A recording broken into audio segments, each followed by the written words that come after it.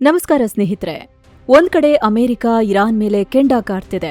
Iran ಮೇಲಿರೋ blockade ಅನ್ನ ಅನಿರ್ದಿಷ್ಟಾವಧಿಗೆ ಮುಂದುವರಿಸ್ತೀವಿ, ಹಾರ್ಮುಜ್ ನಮ್ದು ಇರಾನ್ದಲ್ಲ ಅಂತ ಟ್ರಂಪ್ ಅಬ್ಬರಿಸ್ತಿದ್ದಾರೆ. ಹೇಗಾದ್ರೂ ಮಾಡಿ ಇರಾನ್ ಅನ್ನ ಆರ್ಥಿಕವಾಗಿ ಅಪ್ಪಚ್ಚಿ ಮಾಡಬೇಕು, ಅದು ತಲೆ ಎತ್ತದಂತೆ ಮಾಡಬೇಕು ಅಂತ ಅಮೆರಿಕ ಲೆಕ್ಕಾಚಾರ ಹಾಕಿದೆ. ಇಷ್ಟೆಲ್ಲ ನಡೀತಾ ಇರಬೇಕಾದ್ರೆ ಈ ಕಡೆ ಅಮೆರಿಕದ ಮೂಗಿನ ಕೆಳಗಡೆನೆ ಇರಾನ್ನ ಮರಳುಗಾಡಿನಲ್ಲಿ ಚೀನಾ ಹೊಸ ಆಟ ಕಟ್ಟಿದೆ. ಜಗತ್ತಿನ ಭವಿಷ್ಯದ ಚಿನ್ನ ಹುಡುಕೋಕೆ ಚೀನಾ ತನ್ನ ಟಾಪ್ ಸೈಂಟಿಸ್ಟ್ಗಳನ್ನ ಇರಾನ್ಗೆ ಕಳಿಸ್ತಿದೆ. ಹಾಗಿದ್ರೆ ಏನಿದು ಚೀನಾ ಇರಾನ್ ಹೊಸ ದೋಸ್ತಿ? ಇರಾನ್ ಜೊತೆ ಡ್ರ್ಯಾಗನ್ ದೇಶ ರೇರ್ ಅರ್ತ್ ಮೆಟಲ್ ಅಗ್ರಿಮೆಂಟ್ ಮಾಡ್ಕೊಂಡಿದ್ದೇಕೆ? ಇದ್ರ ಹಿಂದೆ ಅಮೆರಿಕವನ್ನೇ ಮಣ್ಣು ಮುಕ್ಕಿಸೋ ರಣತಂತ್ರ ಎಂಥದ್ದು? ಬನ್ನಿ ಈ ವಿಡಿಯೋದಲ್ಲಿ ಡೀಟೇಲ್ ಆಗಿ ನೋಡ್ಕೊಂಡು ಬರೋಣ. ಇರಾನ್ ಮರಳುಗಾಡಿನಲ್ಲಿ ಡ್ರ್ಯಾಗನ್ ಶೋಧ. ಸ್ನೇಹಿತರೆ, ಇರಾನ್ ವಿಷಯಕ್ಕೆ ಬರೋದಕ್ಕೂ ಮುನ್ನ ನಾವು ಚೀನಾದ ರೇರ್ ಅರ್ತ್ ಸಾಮ್ರಾಜ್ಯದ ಬಗ್ಗೆ ತಿಳ್ಕೋಬೇಕು. ರೇರ್ ಅರ್ತ್ ಎಲಿಮೆಂಟ್ಸ್ ಇವತ್ತಿನ ಸ್ಮಾರ್ಟ್ಫೋನ್ಗಳಿಂದ ಹಿಡಿದು ಎಲೆಕ್ಟ್ರಿಕ್ ಕಾರುಗಳು, ಅಡ್ವಾನ್ಸ್ಡ್ ವೆಪನ್ಸ್ ಎಲ್ಲದಕ್ಕೂ ಇದು ಬೇಕೇ ಬೇಕು. ಈ ಕ್ಷೇತ್ರದಲ್ಲಿ ಚೀನಾ ದೊಡ್ಡ ಸಾಮ್ರಾಜ್ಯವನ್ನೇ ಕಟ್ಟಿದೆ. ಇದೊಂದನ್ನ ಹಿಡ್ಕೊಂಡು ಅಮೆರಿಕವನ್ನೇ ನಡುಗಿಸ್ತಿದೆ. ಇವತ್ತು ಇಡೀ ಜಗತ್ತಿಗೆ ಚೀನಾ ಈ ವಿಷಯದಲ್ಲಿ ದೊಡ್ಡ ದಾದಾತರ ಆಗಿದೆ. ಡೇಟಾ ನೋಡಿ, ಜಾಗತಿಕ ರೇರ್ ಅರ್ತ್ ಗಣಿಗಾರಿಕೆಯಲ್ಲಿ 60% ಚೀನಾದೇ ಕಂಟ್ರೋಲ್.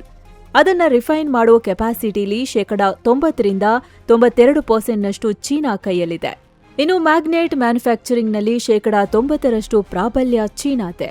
ಅಂದ್ರೆ ಜಗತ್ತಿಗೆ 100 ಮ್ಯಾಗ್ನೆಟ್ ಬೇಕು ಅಂದ್ರೆ ಅದರಲ್ಲಿ 90 ಮ್ಯಾಗ್ನೆಟ್ ಚೀನಾದಿಂದಲೇ ಬರಬೇಕು. ಇಂಥ ಬೃಹತ್ ಸಾಮ್ರಾಜ್ಯವನ್ನ ಕಟ್ಟಿರೋ ಚೀನಾ ಈಗ ತನ್ನ ಗಡಿಯನ್ನ ದಾಟಿ ಇರಾನ್ಗೆ ಕಾಲಿಟ್ಟಿದೆ. ತನ್ನ ಸಾಮ್ರಾಜ್ಯವನ್ನ ಇನ್ನಷ್ಟು ವಿಸ್ತರಿಸುವುದಕ್ಕೆ ಇರಾನ್ ಜೊತೆ ಬಿಗ್ ಡೀಲ್ ಮಾಡ್ಕೊಂಡಿದೆ. ಇದು ಏಕಾಏಕಿ ಆಗಿರೋ ಒಪ್ಪಂದ ಅಲ್ಲ, ಬಹಳ ವರ್ಷಗಳ ಪ್ಲಾನಿಂಗ್ ಇದರ ಹಿಂದಿದೆ.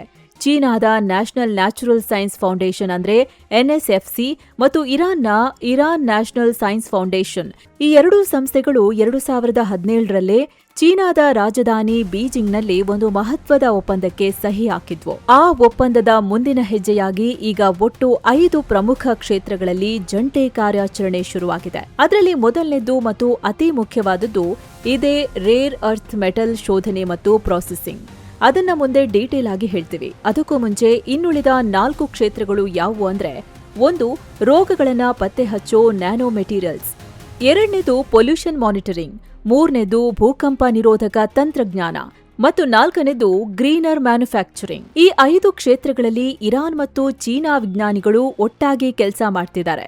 ಇದರ ಫಂಡಿಂಗ್ ವಿಚಾರ ಕೂಡ ಅಷ್ಟೇ ಇಂಟ್ರೆಸ್ಟಿಂಗ್ ಆಗಿದೆ. ಚೀನಾ ಪ್ರತಿ ವರ್ಕ್ಶಾಪ್ಗೆ 30,000 ಯುವಾನ್ ಅಂದ್ರೆ ಸುಮಾರು 4,20,000 ರೂಪಾಯಿಯನ್ನ ಪ್ರತಿ ವರ್ಕ್ಶಾಪ್ಗೆ ಕೊಡ್ತಿದೆ. ಇನ್ನೊಂದ್ ಕಡೆ ಇರಾನ್ ಸೈನ್ಸ್ ಫೌಂಡೇಶನ್ ತನ್ನ ವಿಜ್ಞಾನಿಗಳು ಚೀನಾಗೆ ಹೋಗೋದಕ್ಕೆ ಬೇಕಾದ ವಿಮಾನದ ಟಿಕೆಟ್ ಖರ್ಚು ಮತ್ತು ಚೀನಾದ ವಿಜ್ಞಾನಿಗಳು ಇರಾನ್ಗೆ ಬಂದಾಗ ಅವರ ವಸತಿ ವ್ಯವಸ್ಥೆಯನ್ನ ನೋಡ್ಕೊಳ್ತಿದೆ. ಹಾಗಾದ್ರೆ ಇರಾನ್ಗೆ ಈ ಟೈಮಲ್ಲಿ ಚೀನಾ ಬರೋಕೆ ಏನಾದ್ರೂ ಸ್ಟ್ರಾಂಗ್ ಕಾರಣ ಬೇಕಲ್ವಾ?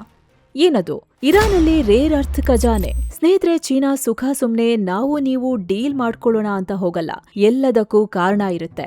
ಇಲ್ಲಿ ಈಗಿರೋ ಕಾರಣ ಅಂದ್ರೆ ಇರಾನ್ನ ಮರಳುಗಾಡಿನ ಕೆಳಗೆ ಅಡಗಿರೋ ಬೃಹತ್ ರೇರ್ ಅರ್ತ್ ನಿಕ್ಷೇಪ. ನೆದರ್ಲ್ಯಾಂಡ್ ಮೂಲದ ಹೇಗ್ ರಿಸರ್ಚ್ ಇನ್ಸ್ಟಿಟ್ಯೂಟ್ ಫೆಬ್ರವರಿಲಿ ಒಂದು ರಿಪೋರ್ಟ್ ಕೊಟ್ಟಿತ್ತು. ಆ ರಿಪೋರ್ಟ್ ಪ್ರಕಾರ ಇರಾನ್ನ ಮಧ್ಯಭಾಗದಲ್ಲಿ ಬರೋಬ್ಬರಿ 7,000 ಚದರ ಕಿಲೋಮೀಟರ್ ವ್ಯಾಪ್ತಿಲಿ ರೇರ್ ಅರ್ತ್ ಎಲಿಮೆಂಟ್ಸ್ ಇದೆ ಅಂತ ಹೇಳ್ತು. ಸೊ ಇದೇ ಈಗ ಚೀನಾದ ಕಣ್ಣರಳಿಸಿದೆ. ತನಗೆ ಬೇಕಾದ ರಾ ಮೆಟೀರಿಯಲ್ಸ್ಗೆ ಸದಾ ಹೊಸ ಮೂಲಗಳನ್ನ ಹುಡುಕುತ್ತಿರೋ ಚೀನಾಗೆ ಇದು ಲಾಟ್ರಿ ಹೊಡೆದಂತೆ ಆಗಿದೆ. ಸ್ನೇಹಿತರೆ, ನಿಮಗಿಲ್ಲಿ ಅನಿಸ್ಬಹುದು, ಇರಾನ್ ಯಾಕೆ ಚೀನಾನ ಒಳಗೆ ಬಿಟ್ಕೋತಿದೆ, ಅದನ್ನ ತೆಗೆದು ತಾನೇ ಯಾಕೆ ಶ್ರೀಮಂತ ಆಗ್ಬಾರ್ದು ಅಂತ. ಆದ್ರೆ ಇದಷ್ಟು ಸುಲಭ ಅಲ್ಲ.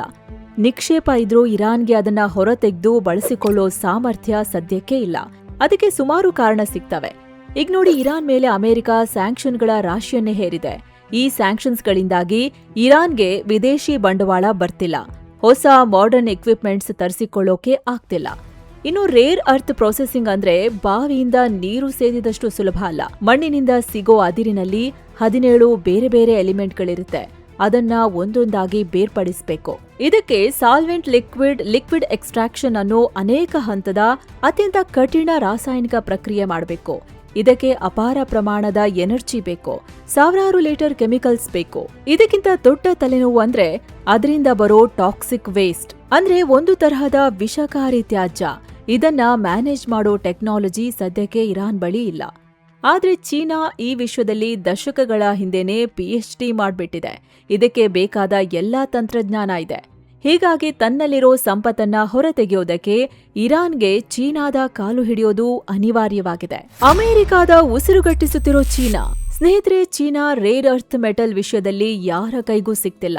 ಅಮೆರಿಕಾವನ್ನೇ ತನ್ನ ಮುಂದೆ ಅಸಹಾಯಕನಾಗುವಂತೆ ಮಾಡ್ತಿದೆ. ಹೌದು, ಅಮೆರಿಕಾಗೆ ಚೀನಾದ ರೇರ್ ಅರ್ತ್ ಬೇಕೇ ಬೇಕು, ಇಲ್ಲ ಅಂದ್ರೆ ಅಲ್ಲಿ ದೊಡ್ಡ ಪ್ರಾಬ್ಲಮ್ ಆಗತ್ತೆ.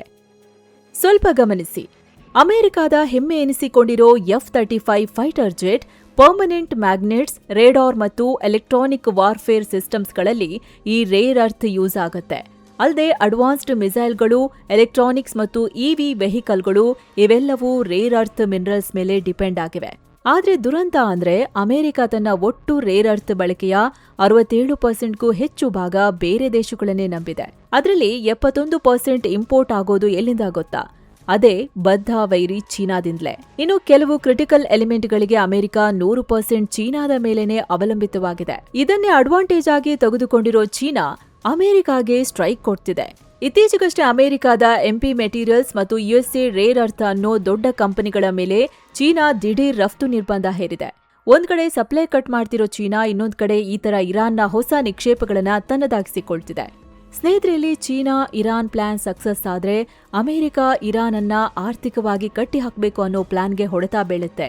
ಚೀನಾದ ಸಹಾಯದಿಂದ ಆರ್ಥಿಕವಾಗಿ ಇರಾನ್ ಮತ್ತೆ ಸಬಲವಾಗತ್ತೆ.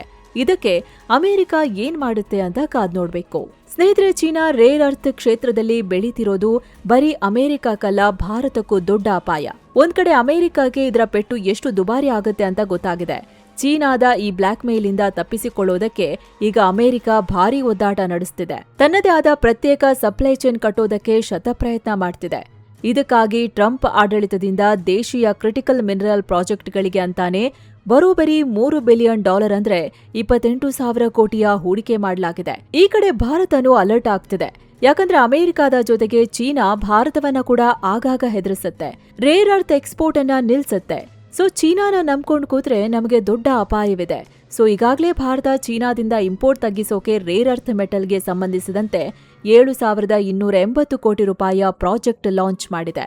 ಅಷ್ಟೇ ಅಲ್ಲ, ಚೀನಾಗೆ ಸೆಡ್ಡು ಹೊಡೆಯೋದಕ್ಕೆ ಪ್ಯಾಕ್ಸ್ ಸಿಲಿಕಾ ಅನ್ನೋ ಹೊಸ ಮೈತ್ರಿಕೂಟವನ್ನ ಅಮೆರಿಕ ಸ್ಥಾಪಿಸಿದೆ. ಇದಕ್ಕೆ ಭಾರತ ಕೂಡ ಸೇರಿದೆ. ಇದರಲ್ಲಿ ಆಸ್ಟ್ರೇಲಿಯಾ, ನೆದರ್ಲ್ಯಾಂಡ್ಸ್, ಭಾರತ, ಸಿಂಗಾಪುರ್ ಮತ್ತು ಬ್ರಿಟನ್ ಜೊತೆ ಕೈಜೋಡಿಸಿರೋ ಅಮೆರಿಕ ಸಪ್ಲೈ ಚೈನ್ ಅನ್ನ ಭದ್ರಪಡಿಸೋ ಪ್ಲಾನ್ ಮಾಡಿದೆ. ಇದು ಚೀನಾದ ಆಟಕ್ಕೆ ಬ್ರೇಕ್ ಹಾಕೋಕೆ ಸ್ಟ್ರಾಟಜಿಕ್ ಕೂಟ. ಒಟ್ನಲ್ಲಿ ಸ್ನೇಹಿತರೆ, ಜಿಯೋಪೊಲಿಟಿಕಲ್ ಚೆಸ್ ಬೋರ್ಡ್ನಲ್ಲಿ ಈಗ ಹೊಸ ಆಟ ಶುರುವಾಗಿದೆ. ಒಂದ್ ಕಡೆ ಸ್ಯಾಂಕ್ಷನ್ಸ್ ಮೂಲಕ ಅಮೆರಿಕ ಇರಾನ್ನ ಹಣಿಯಲು ನೋಡ್ತಿದ್ರೆ, ಅದೇ ಇರಾನ್ನ ನೆಲದೊಳಗಿರುವ ಸಂಪತ್ತನ್ನ ಬಳಸಿ ಅಮೆರಿಕದ ಕುತ್ತಿಗೆಗೆ ಕುಣಿಕೆ ಹಾಕೋದಕ್ಕೆ ಚೀನಾ ಮಾಸ್ಟರ್ ಪ್ಲಾನ್ ಮಾಡಿದೆ. ಚೀನಾ ಇರಾನ್ ರಹಸ್ಯ ದೋಸ್ತಿ ಅಮೆರಿಕದ ಟೆಕ್ ಮಾರುಕಟ್ಟೆಯನ್ನೇ ಬುಡಮೇಲು ಮಾಡುತ್ತಾ, ಅಥವಾ ಅಮೆರಿಕದ ಕೌಂಟರ್ ಪ್ಲಾನ್ ವರ್ಕೌಟ್ ಆಗುತ್ತಾ ಅಂತ ಕಾದ್ ನೋಡ್ಬೇಕು. ಇದ್ರ ಬಗ್ಗೆ ನಿಮ್ಮ ಅನಿಸಿಕೆಯನ್ನು ಕಮೆಂಟ್ ಬಾಕ್ಸ್ನಲ್ಲಿ ನಿಮ್ಮ ಅಭಿಪ್ರಾಯ ತಿಳಿಸಿ. ಮತ್ತೆ ಭೇಟಿ ಆಗ್ತಿರೋಣ. ನಮಸ್ಕಾರ.